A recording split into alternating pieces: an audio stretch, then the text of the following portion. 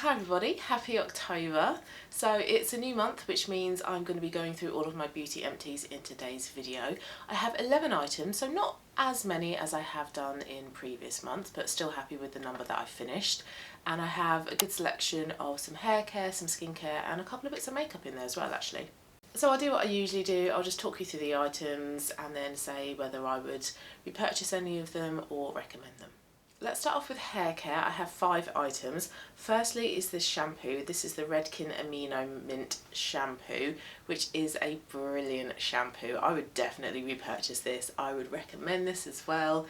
If you have hair like mine, which is quite kind of oily, my hair gets oily and greasy quite quickly, I need dry shampoo on day 2, then this is the shampoo for you, because this really helps to thoroughly cleanse your hair, but it doesn't strip your hair or make your hair feel really dry afterwards. It's just a really good thorough cleanse, a thorough wash. Your hair just feels really clean afterwards, but also lightweight as well. I love how much this kind of like suds up as well, and I know that's not always an indication of how good a shampoo is. I know they kind of like add the surfactants into it to enable the shampoo to do that, but I feel like I'm getting a really good shampoo when that happens. A little of this goes a long way as well, so I didn't feel like I needed to use too much of it.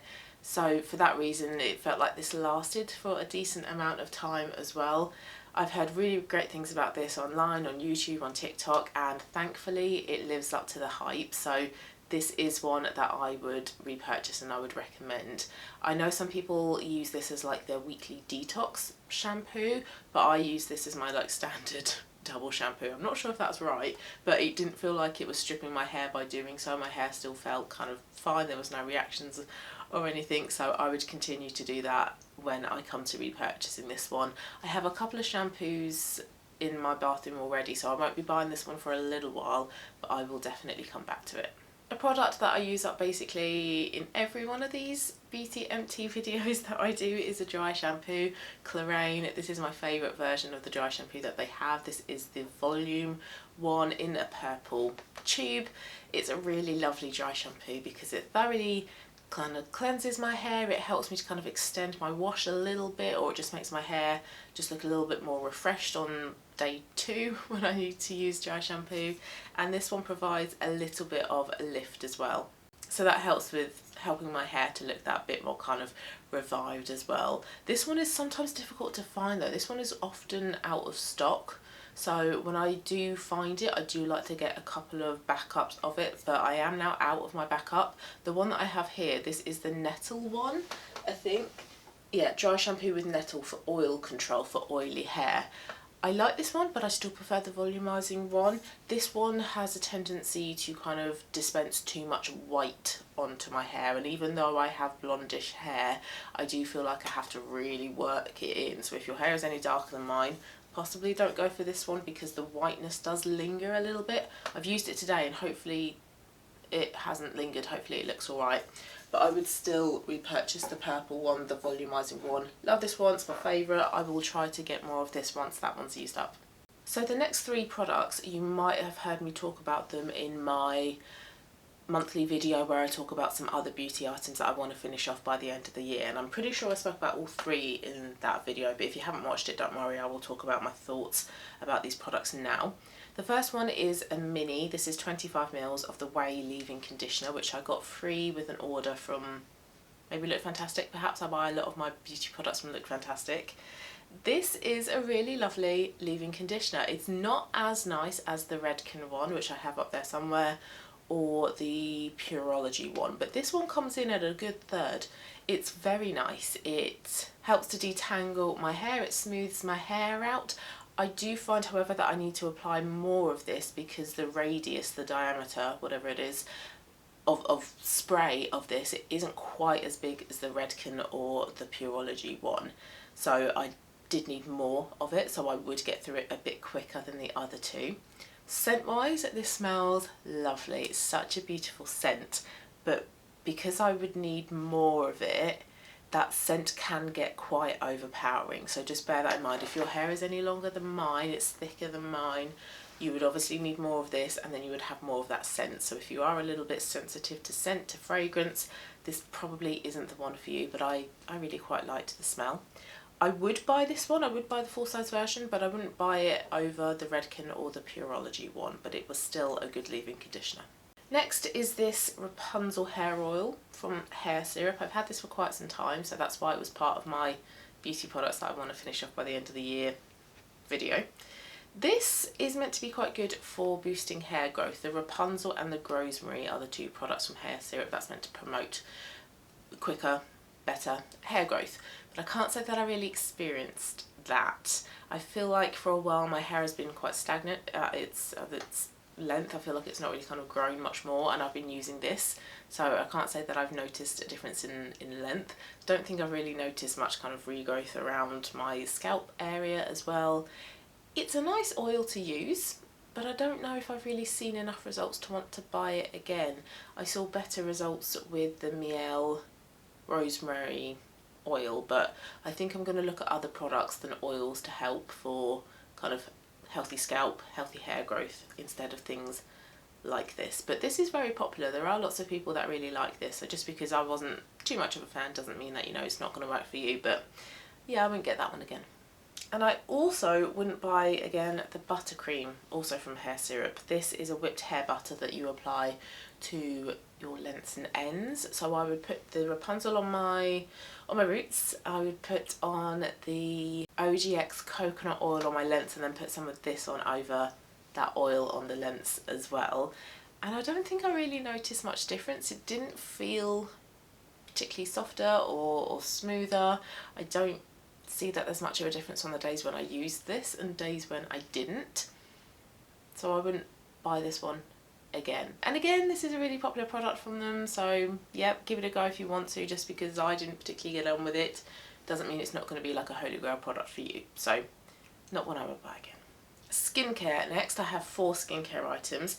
Firstly is another product that was on my list of more beauty items that I want to finish off by the end of the year, and it's the CeraVe Hydrating Cleanser for normal to dry skin. And I bought this as my second cleanse of an evening because I like a really basic, unscented, no frills cream cleanser that's designed for sensitive and or dry skin. And I really like the La Roche-Posay Toleriane cleanser, but that is a little bit more pricey than this one, and I have tried this one in the past, preferred the La Roche-Posay, but when I finished up my most recent La Roche-Posay one, I thought, well, let's try the CeraVe, let's give this one a go. But I noticed that it was kind of like stinging a little bit. Not stinging, actually, more tingly. It's not as far as stinging, like tingly around kind of like my nose and mouth area. So I stopped using that as a cleanser, as a face cleanser, and thought instead I'll put this in the shower and I'll use it as like a body cleanser on my shoulders or on my chest or my back. Did that a few times, kept forgetting to use it that way until recently when I developed, what's it called, dyshydrotic eczema on my hands. And instead of using a normal hand soap, if you have that kind of eczema, it's recommended to use a really basic, simple face wash, face cleanser. So that's what I did. I used this as a hand wash and it worked pretty well. It's a little bit weird to get used to because if you use hand soap, obviously it kind of soaps up, doesn't it? You get suds. With a face cleanser, it doesn't. It just turns into like a creamy, milky consistency, and you're washing your hands thinking, is this really working? Are my hands getting any clean? But they are, and it is a lot more gentle, and my eczema has really calmed down now. I don't think I have really... Oh no, that's a little bit dry. But it's mostly cleared up anyway, so this is a good cleanser for that purpose. So I would buy it again as a hand wash, but wouldn't buy it again as a face cleanser. So when I stopped using that CeraVe cleanser on my face, I then went and bought another La Roche-Posay Toleriane cleanser because it is my favourite cleanser, or one of my favourite cream cleansers. It's just really simple, and I don't mean that as like an insult at all, but I just wanted a really simple, basic, does what it says it's going to do cleanser. I don't need it to be fragranced, to be really fancy or really difficult to use. I just want a simple cream cleanser as my second cleanser, and this just fits the bill so well. It's a brilliant cleanser. I really do enjoy using this, and I always get the big 400ml bottle with a pump, and it lasts for ages. This one I also then doubled up as a hand wash after I used up the CeraVe one, and this was also great as a hand wash as well. So this one I would repurchase, and I would use it both as a hand wash and as a face wash. I've got a moisturiser that I finished off by Vanicream. This is a daily facial moisturiser, hyaluronic acid and ceramides for sensitive skin. This one I had to buy off iHerb because it's very difficult to get Vanicream here in the UK. It's really popular in the States, I think, but in the UK it's quite difficult to kind of get your hands on it. I think you can get it from Amazon, but I'm always a bit iffy whether it's actually going to be properly branded from Amazon. So I did get this from iHerb. Delivery was really quick, was great, would use again. And the reason that I bought this is because it was really kind of going viral on TikTok, and I wanted, like with the cleansers, a really basic, simple, no frills, not fancy at all moisturiser. And Vanicream kept coming up. It kept being recommended by dermatologists. So I bought it, gave it a go, and it's a nice moisturiser. It's nothing amazing. I didn't use it going, oh my goodness, this has changed my skincare routine. This is absolutely incredible. I need to keep using it.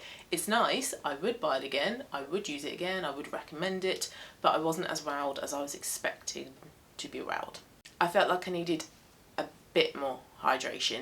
It's a very fluid, thin like consistency, so a little goes a long way. Definitely squeeze out less than you think you're gonna need, but because of that consistency I did feel like I needed either like a hydrating toner underneath or another layer of this, or I just needed this to be a little bit thicker. So for me this would be more of like a spring, summer, early autumn kind of moisturiser. This wouldn't be the depths of winter when it's really cold and my skin needs that bit more moisture. But again, I still liked it. I would recommend and I would reuse, but I don't think that would be anytime soon because, like I say, it is difficult to get it here in the UK. And the last skincare product is actually a hand cream. This is the Neutrogena hand cream unscented version.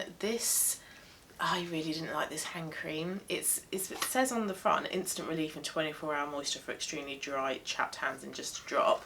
But I really didn't like the texture of this. It reminds me very much of Vaseline. It's very much like a petroleum jelly, waxy consistency, and I just don't like that on my hands. I felt like I needed to use quite a bit of it to get enough moisture.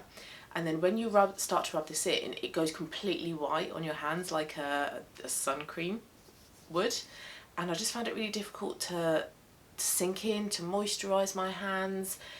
And then afterwards, my fingertips just felt really greasy. So if I was to type on my keyboard, if I was at work, or if I was to use my phone, it would leave behind like a greasy residue, and I don't like that at all in hand creams. I want my hand creams to sink in, to give me moisture, but then I don't want to have to be like rubbing my fingertips to get rid of that excess residue. So I really didn't like this. I wouldn't repurchase this. I wouldn't recommend. I much prefer a hand cream that is like a lotion rather than this kind of waxy consistency. But actually what was interesting in my more beauty products I want to finish off video is that I had the foot cream, which is basically like this, but I really liked it as a foot cream. I like that consistency as a foot cream. So I would buy the foot cream again, but I wouldn't buy this again. So that was kind of interesting. And the last two products are both makeup, and they are both lip glosses. The first one is the Merit Shade Slick in the shade Au Naturel, which is a really great warm orangey brown shade. It's great to wear on its own, to layer with a lip liner or a lipstick. A really hydrating, nice thin textured lip gloss. Downside of this, it doesn't last very long, but it's also not the type of product that is going to last very long on your lips at all. A lipstick is better for that. So I did need to reapply this quite kind of consistently throughout the day, and I did notice as it started to fade I would end up with just pigment around my kind of like lip line and not in the middle. So I wouldn't personally buy this again in a darker, deeper, more vibrant shade, because when it fades you are going to notice that difference in pigment on your lips. But a nude colour like this, I didn't mind that too much. That was fine. I did take the stopper out of this, and then this is nice and flat inside, so it was great to get up every last bit. There is a little bit at the bottom there, but I did get a beauty spatula in there and scrape out what I could, so I am now calling this done. I would buy this again. I did really like using it, but there are now quite a few products that are very similar to this, so I would like to try similar products from other brands. But another product from Merit that I do really like, and I do really like that brand. And then the second lip gloss is from House of Colour. This is in the shade 66, which is Warm Apricot.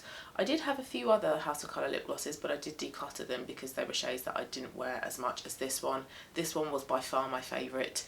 This was the lightest shade that was available for autumns. House of Colour have since come out with a couple of sheer versions, but this was the lightest one. As the name suggests, a warm apricot, a nice warm, peachy, orangish kind of shade, but not a vibrant orange. It's like like a peach, basically.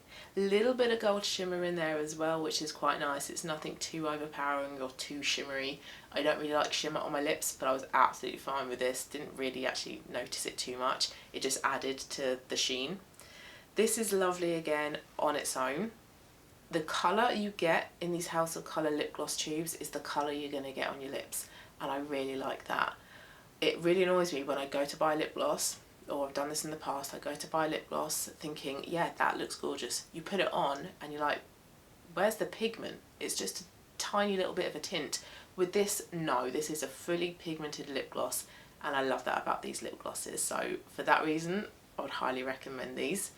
This one has got a normal doe foot applicator, really easy to use, to whack on, great over the top of lip liners and lipsticks as well. And I have a couple of lipsticks that are better suited for autumns than springs, and this just helps to spring it up a little bit. That was a tip by one of you on one of my recent videos, is to wear like a peach or a coral lip gloss over the top of some autumn lipsticks and see if that helps to spring it up. It's worked with some of them, hasn't worked with others, but that is a really good tip, and that is actually how I have used this up recently, because I've been basically wearing it every day, either on its own or over the top of some lipsticks, and I just really love this lip gloss. I would definitely repurchase this in the future. I have since bought a couple of other lip glosses from Maybelline, a couple of lifter glosses. Very nice. Not quite as pigmented as these ones are though, so would definitely repurchase these and would highly recommend. Oh, also as well, I just want to say I tried to get the stopper out of this, but I just ended up cutting away some of the stopper, so unfortunately wasn't able to get the stopper out of it, but I have scraped out as much of this as I can. And those are all of my empties for the month. So if you have used any of the products that I've tried, please let me know your thoughts. Let me know how many you finished off as well. And if you have any product recommendations for me, also please let me know. But thank you very much for watching. Hope you liked it. I'll be back soon with my project pan, and then also an updated makeup inventory and a video on any new makeup that I bought this year and whether I have stuck to my replacement only no buy. So a few videos coming up. Thank you once again, and I'll see you very soon for the next one. Bye!